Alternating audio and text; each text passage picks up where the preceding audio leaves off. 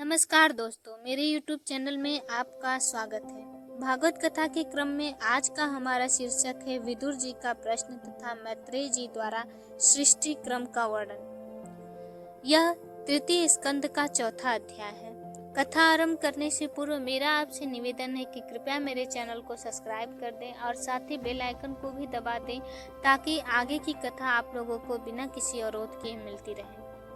मैत्रेय जी से विदुर जी अनेक प्रश्न पूछते हैं। भगवान अकर्ता हैं, फिर भी कल्प के आरंभ में इस सृष्टि की रचना उन्होंने कैसे की? संसार में सभी लोग सुख के लिए प्रयत्न करते हैं, फिर भी न तो उनका दुख दूर होता है और न ही उन्हें सुख मिलता है। ऐसा क्यों?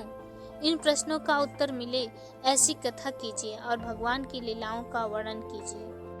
मैत्रेय जी ने कहा, सृष्टि की उत्पत्ति की कथा भागवत में बार बार आती है। तात्विक दृष्टि से जगत मिथ्या है। परमात्मा को माया का स्पर्श हुआ, सो उन्होंने संकल्प किया कि मैं एक से अनेक बनूं। पुरुष में से प्रकृति, प्रकृति में से महत तत्व में से अहंकार उत्पन्न हुआ। फिर पंच तंत्र मात्रा में से पंच महाभूत की उत्पत्ति हुई, किंतु ये तत्व स्वयं कुछ भी क्रिया नहीं कर सकते थे। अतः भगवान ने हर एक वस्तु में प्रवेश किया।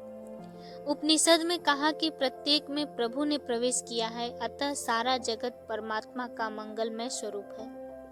भगवान की नाभि से कमल उत्पन्न हुआ और उसमें से ब्रह्मा जी प्रकट हुए। ब्रह्मा जी ने कमल का मुख खोजने का प्रयास किया तो चतुर्भुज नारायण के दर्शन हुए। ब्रह्मा जी ने उनका स्तवत किया। ब्रह्मा जी को डर लगा कि संसार में आने पर इंद्रियां कहीं गलत रास्ते पर न चली जाएं। ब्रह्मा जी ने सृष्टि का निर्माण किया, काम को जन्म दिया। काम ने प्रथम पिता को मोहित किया। प्रथम हुए स्वयंभू, मनु तथा शतरूपा। उस समय पृथ्वी तो रसातल में डूबी हुई थी। ब्रह्मा जी ने सोचा कि प्रजा का निर्माण तो करूं, किंतु उसे बसाऊं कहाँ? अतः नासिका में से वराह भगवान प्रकट हुए। उन्होंने पृथ्वी को पानी से बाहर निकाला।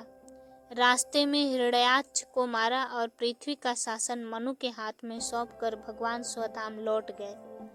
विदुर जी ने कहा, आपने तो बहुत संक्षिप्त कथा सुनाई, इस कथा का रहस्य क्या है? यह हिरण्याक्ष कौन है? धरती रसातल में क्यों डूबी हुई थी? वराह नारायण का चरित्र मुझे सुनाइए। यह कथा मैत्रेय जी ने विदुर जी को सुनाई थी और सुखदेव जी ने परीक्षित को। और इसी के साथ यह अध्याय समाप्त होता है। अब आगे की कथा अगले वीडियो में। धन्यवाद।